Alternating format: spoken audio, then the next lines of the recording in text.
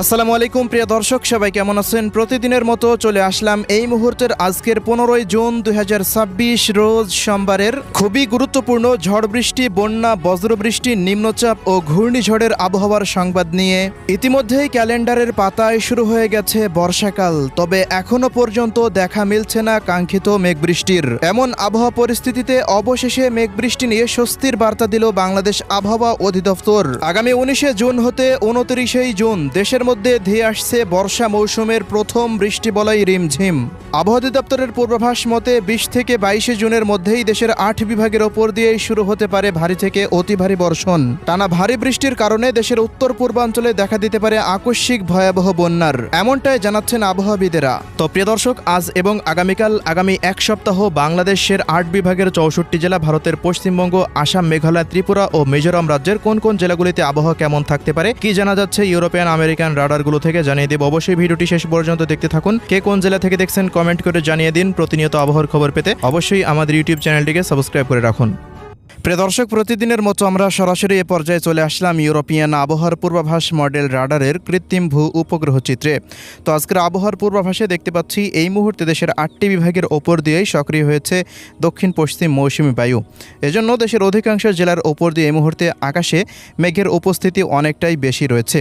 পাশাপাশি এই মুহূর্তে বঙ্গোপসাগর প্রায় স্বাভাবিক অবস্থায় থাকলেও দক্ষিণ পূর্ব বঙ্গোপসাগরে তৈরি হচ্ছে গভীর সঞ্চলনশীল মেঘমালা, এবং এই মেঘগুলো আস্তে আস্তে দেশের 8টি বিভাগের 64 জেলার ওপর দিয়ে বিস্তার লাভ করেছে। এজন্যই দেশের আকাশে বৃষ্টিযুক্ত মেঘের আনাগোনা থাকলেও তেমন কোনো কিন্তু বজ্রসহ বৃষ্টিপাত হচ্ছে এমন পূর্বাভাস দেখা যাচ্ছে না।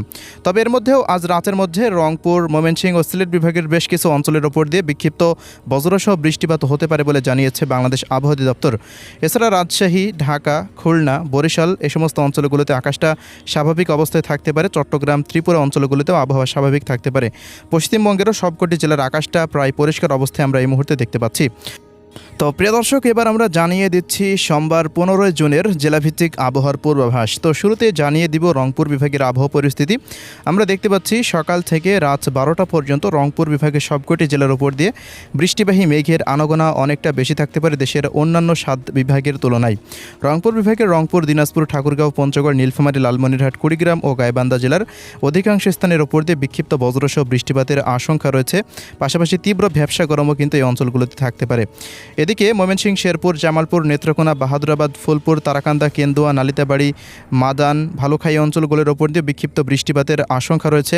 পাশাপাশি এদিকে সিলেট বিভাগের সিলেট, সুনামগঞ্জ, মৌলভীবাজার, হবিগঞ্জ এই অঞ্চলগুলোরও সবকটি স্থানের ওপর দিয়েই বজ্রসহ বৃষ্টিপাতের আশঙ্কা রয়েছে। তো পরবর্তী 24 ঘন্টার ভেতরে আমরা দেখতে পাচ্ছি রংপুর, ময়মনসিংহ, সিলেট বিভাগের জেলাগুলিতে বৃষ্টিপাতের প্রবণতা অন্যান্য বিভাগগুলোর তুলনায় অনেকটা বেশি থাকার সম্ভাবনা রয়েছে। তবে এই অঞ্চলগুলো ব্যতীত ঢাকা বিভাগের আবহাওয়া পরিস্থিতিতে আমরা দেখতে পাচ্ছি ঢাকা, জোহার, ধামরাই, নরসিংদী, এদিকে মুন্সিগঞ্জ, সিদ্ধিরগঞ্জ, রূপগঞ্জ, এদিকে 2500, টঙ্গী, গাজীপুর, কালীগঞ্জ, শ্রীনগর, মাওয়া এই সমস্ত অঞ্চলগুলোর অধিকাংশ স্থানের ওপর দিয়ে সকাল 10টার পর হতে বিকেলের মধ্যে আকাশে বৃষ্টিযুক্ত মেঘের আনাগোনা অনেকটাই বেশি থাকতে পারে।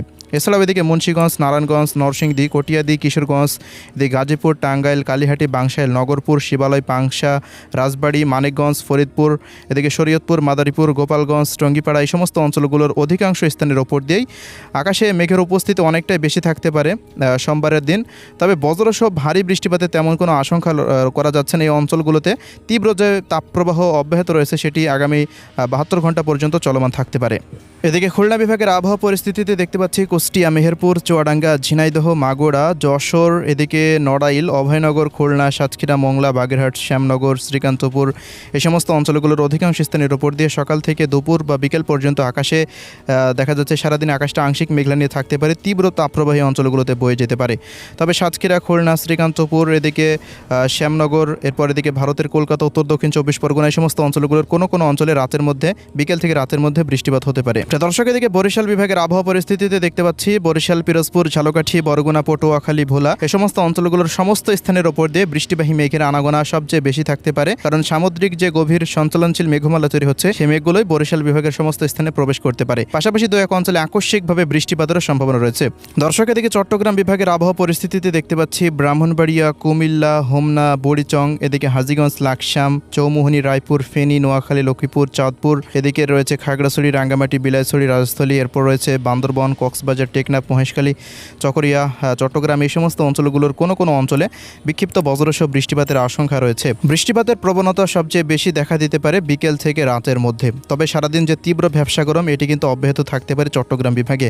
চট্টগ্রাম বিভাগের জেলাগুলির পাশাপাশি ত্রিপুরা রাজ্যেরও অধিকাংশ স্থানের ওপর দিয়ে সারাদিনই আকাশটা আংশিক মেঘলা নিয়ে থাকতে পারে। বিকেল থেকে রাতের মধ্যে দু এক অঞ্চলে আকস্মিক বৃষ্টিপাত হতে পারে। প্রিয় দর্শক, এদিকে রাজশাহী বিভাগের আবহাওয়া পরিস্থিতিতে দেখতে পাচ্ছি রাজশাহী, চাঁপাইনবাবগঞ্জ, নওগাঁ, জয়পুরহাট, বগুড়া, সিংড়া, নাটোর, সিরাজগঞ্জ, এদিকে নন্দীগ্রাম, এরপর তাড়াশ, ভেড়া, ভাঙ্গুড়া, পাবনা, সাঁথিয়া, লালপুর, ঈশ্বরদী, এদিকে মোহনপুর, গোদাগাড়ি, এদিকে গোমস্তাপুর এ সমস্ত অঞ্চলগুলোর অধিকাংশ স্থানের ওপর দিয়ে সারাদিনই আকাশে আংশিক মেঘ থাকতে পারে। তবে বড়সড় বৃষ্টিপাতের আভাস কিন্তু পাওয়া যাচ্ছে না। এদিকে পশ্চিমবঙ্গের জেলাগুলিতেও দেখতে পাচ্ছি কলকাতা, উত্তর দক্ষিণ 24 পরগনা, পূর্ব পশ্চিম মেদিনীপুর অঞ্চলগুলোতে বৃষ্টিপাত হতে পারে। তবে এদিকে পুরুলিয়া, বাঁকুড়া, দুর্গাপুর, বর্ধমান, কাটুয়া, শিউড়ি, নদিয়া, এদিকে রয়েছে বীরভূম, মুর্শিদাবাদ, মালদা, উত্তর দক্ষিণ দিনাজপুর, শিলিগুড়ি, দার্জিলিং, জলপাইগুড়ি, আলিপুরদুয়ার, কোচবিহার, কালিম্পং এই সমস্ত অঞ্চলগুলোতে তেমন কিন্তু আবহাওয়ায় পরিবর্তন লক্ষ্য করা যাচ্ছে না। এই অঞ্চলগুলোতে সারাদিনই তীব্র ভ্যাপসা গরম অব্যাহত থাকতে পারে। এই অঞ্চলগুলোতে বড়সড় বৃষ্টিপাতের আবহাওয়া এখনও পর্যন্ত দেখতে পাচ্ছি না। অন্যদিকে প্রিয় দর্শক, আগামী 19 তারিখের পর হচ্ছে রংপুর, ময়মনসিংহ, সিলেট বিভাগের জেলাগুলির ওপর দিয়ে সক্রিয় হতে পারে শক্তিশালী নতুন বৃষ্টিবলয়, যা 20 জুন বা 21 জুনের মধ্যেই দেশের 8টি বিভাগের ওপর দিয়ে ছড়িয়ে যেতে পারে। এর প্রভাবে 20 জুনের পর হতে মোটামুটি 29 বা 30 জুন পর্যন্ত টানা ভারী বর্ষণের সম্ভাবনা রয়েছে দেশের 8টি বিভাগের ওপর দিয়েই।